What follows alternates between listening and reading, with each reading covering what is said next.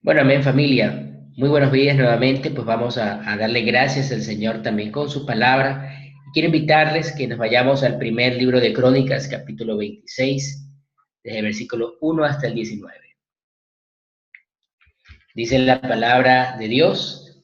También fueron distribuidos los porteros de los coreitas, Meselemías, hijo de Coré, de los hijos de Asaf, los hijos de Meselemías, Zacarías el primogénito, Jediael el segundo, Jebadías el tercero, Jatniel el cuarto, Elán el quinto, el sexto, Elioenai el séptimo, los hijos de Obed Edom, Semaías el primogénito, Osabat el segundo, o el tercero y el cuarto Sacar, el quinto Natanael, el sexto Amiel, el séptimo Isaacar, el octavo Peltuai, porque Dios había bendecido a Obed Edom.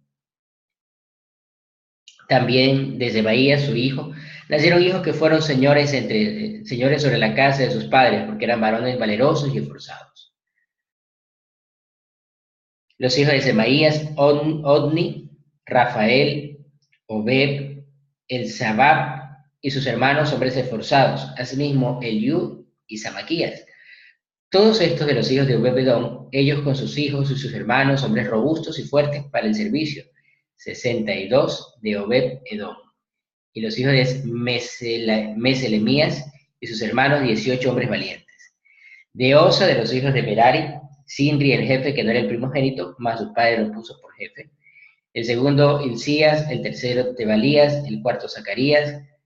Todos los hijos de Osa y los hermanos fueron 13. Entre estos se hizo la distribución de los porteros, alternando los principales de los varones de la guardia con sus hermanos para servir en la casa del Señor. Echaron suertes el pequeño con el grande según sus casas paternas para cada puerta. Y la suerte para la del oriente cayó a Selemías y metieron en las suertes a Zacarías su hijo, consejero entendido, y salió la suerte suya para la del norte. Y para Obed Edom la puerta del sur y a sus hijos la casa de provisiones del templo. Para Supín y Osa, la del occidente, la puerta de Salequet, en el camino de la subida correspondiéndose guardia con guardia. Al oriente 6 levitas, al norte 4 de día, al sur 4 de día, y a la casa de provisiones de 2 en 2. En la cámara los utensilios al occidente 4 al camino y 2 en la cámara. Estas son las distribuciones de los porteros, hijos de los coreitas y de los hijos de Merari.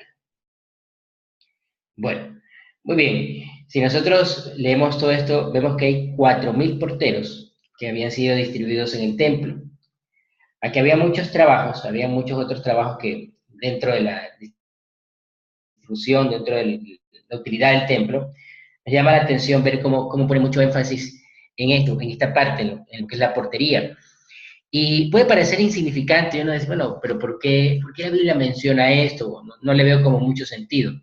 Pero para Dios no hay nada que no tenga sentido y que esté en la Biblia, en la palabra del Señor. Y hay algo muy importante que podemos recalcar aquí, o varias cosas importantes, como Dios, para Dios no hay trabajo insignificante. Para Dios todo lo que tú hagas es importante. Todo lo que hagamos para el Señor tiene una razón y tiene también su recompensa, tiene también su bendición. Pero aquí vemos cómo Dios, el encargo de la portería, lo hace por familias y aún cada puerta tiene su distribución y tiene su particularidad, tiene su uso. Pero vemos cómo el Señor comienza a poner esta función a nivel de las familias. Cada familia heredaba la función de cuidar esa puerta. Esa puerta centrada era la responsabilidad de una familia. Vemos cómo Dios piensa en las generaciones. Dios piensa en nuestros hijos y en que haya un legado. No solamente Él habla de herencia, habla de legado. Y creo que es muy importante meditar qué estamos dejándole nosotros a nuestros hijos. Creo que todos de forma instintiva siempre, cuando ya somos padres, pensamos en dejarle algo, una herencia, una casa, un carro, alguna cosa, los estudios. Queramos o no, siempre por nuestra naturaleza, vamos a buscar nosotros dejar algún tipo de herencia. Todos, de alguna manera u otra, algunos piensan más en la parte educativa, otros más en la parte formativa, otros más en la parte económica, pero todos pensamos en dejar una herencia. pero poca gente en este tiempo busca dejar un legado, algo que vaya más allá de lo material, algo que vaya más allá de lo económico. Y es que el legado cumple varias características y una de ellas es que el legado tiene una durabilidad generacional, tiene una durabilidad mucho más grande que la herencia. Miremos aquí cómo Dios comienza a hablar de que esta responsabilidad iba a ser para las generaciones, es decir, para toda la familia de allí en adelante. ¿Qué le estamos dejando nosotros a nuestros hijos como legado? No como herencia, sino como legado. Acá no iban ellos a recibir dinero, o al menos no habla la Biblia acerca de lo físico. Habla acerca de aquello que iba a ser mucho más trascendente, mucho más importante. Estar delante de Dios y cuidar la puerta de la entrada al templo, una puerta de la entrada.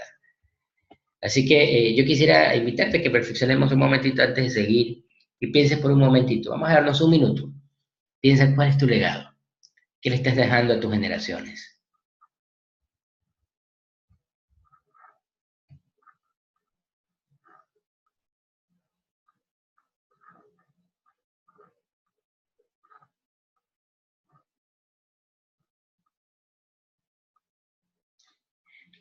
Algo que me olvidaba recalcar acerca de la herencia y legado. La herencia se reparte o se aplica cuando la persona que la da o que pues la expide muere, para que la herencia se reparta necesariamente, tiene que producirse la muerte del individuo, mientras que el legado no necesariamente.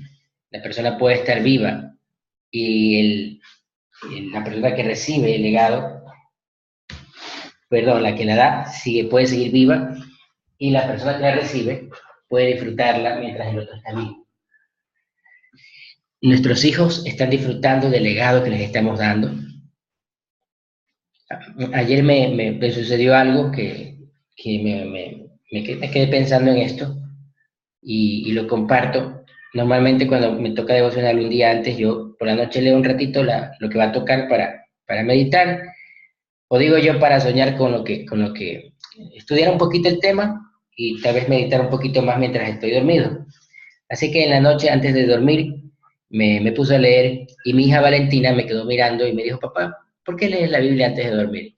Y yo le dije, hijita, porque mañana voy a tener devocional y quiero repasar un poco lo que vamos a ver. Bueno, mi hija se me dio un beso y se fue a dormir a su cuarto. Y cuando voy a verla, ella también estaba leyendo la Biblia, ella tiene una Biblia para niños. Y se había quedado dormida con su Biblia entre sus manitos. Eh, me llenó mucho de ternura y de compasión.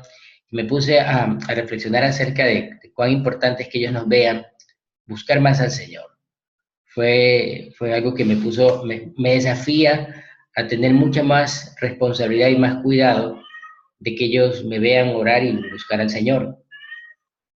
¿Cuál va a ser el legado que vamos a dejar? Yo quisiera que en esta mañana esta pregunta la remarques en tu Biblia, en tu corazón, la pongas en algún lugar en donde puedas meditarla, donde puedas estar pensando constantemente en el legado que quieres dejar.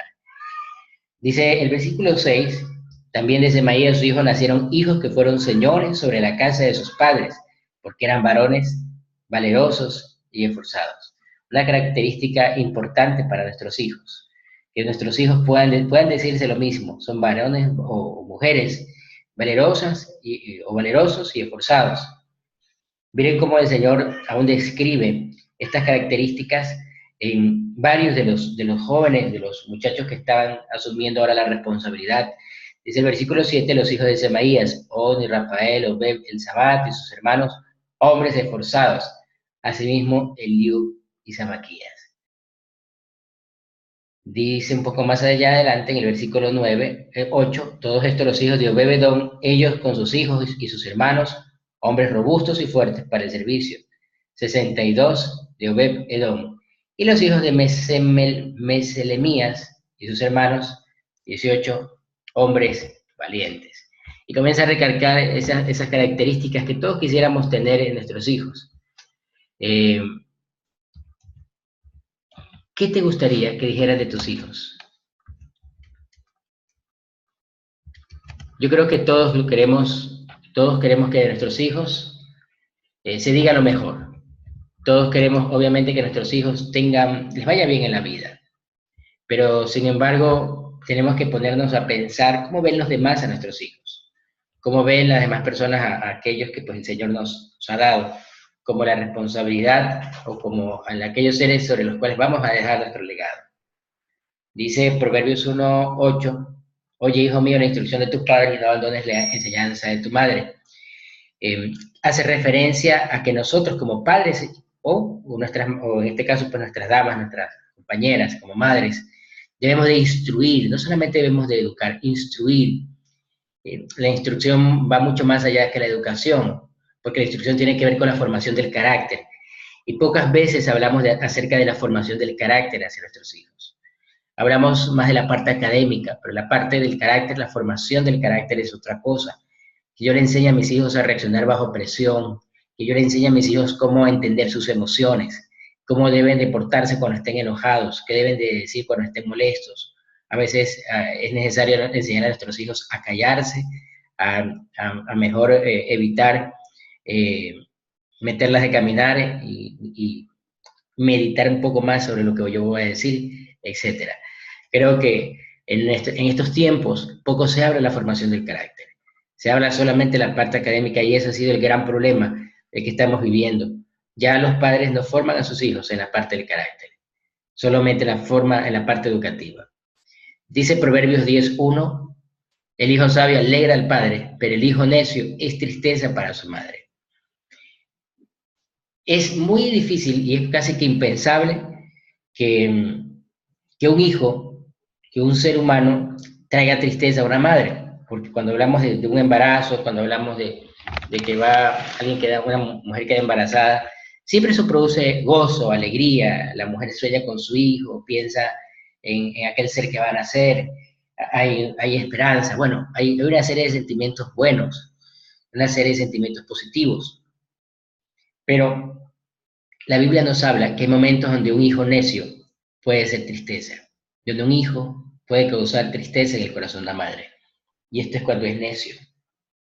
Dice la Biblia también que la necedad está ligada al corazón del muchacho, pero la vara de la corrección lo liberará de él. Piensa por un momento, ¿tu hijo alegra el corazón de su mamá o es tristeza?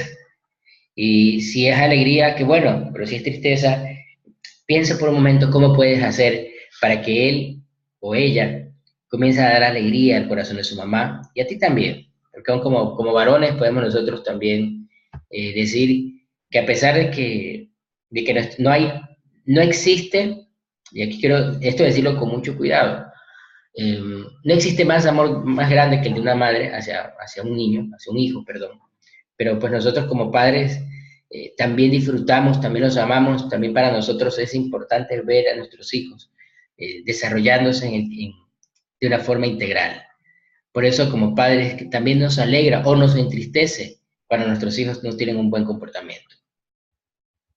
Proverbios 15:20 dice, el hijo sabio alegra al padre, pero el hombre necio desprecia a su madre.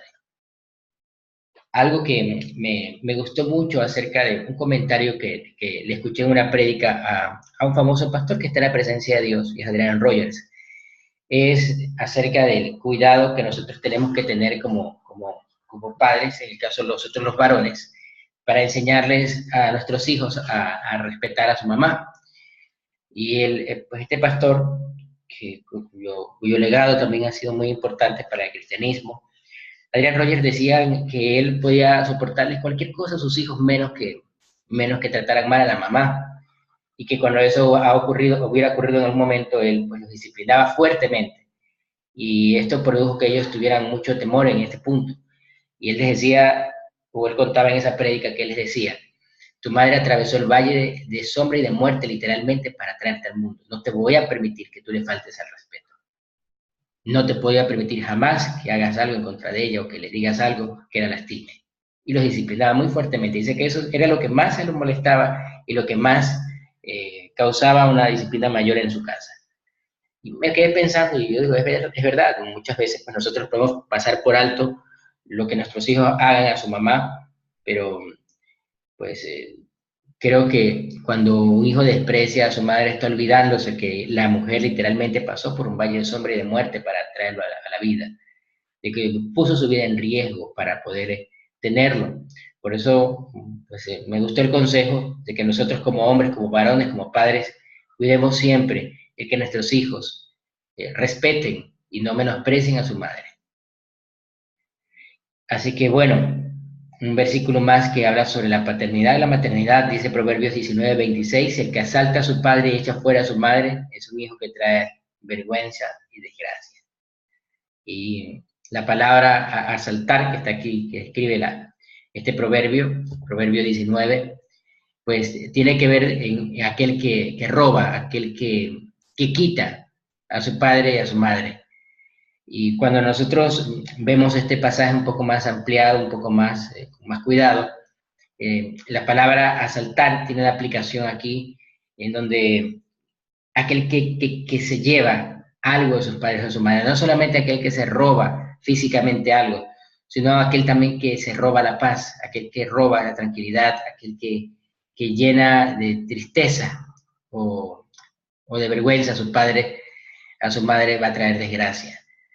Por eso la Biblia pues, nos habla aquí en 1 Crónicas 26 cómo estas familias se esforzaron por dejar un legado, se esforzaron por dejar no una herencia solamente, no algo material. De hecho, recordemos que los levitas no tenían ni tierra.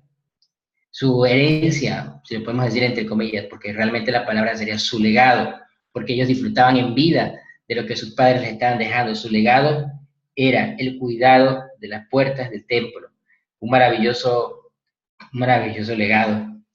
Y parece insignificante, pero por la puerta entra todo, y recordemos que la puerta representa también a nuestro Señor Jesús, porque la puerta es el lugar de acceso por donde ellos entraban al lugar santo y santísimo.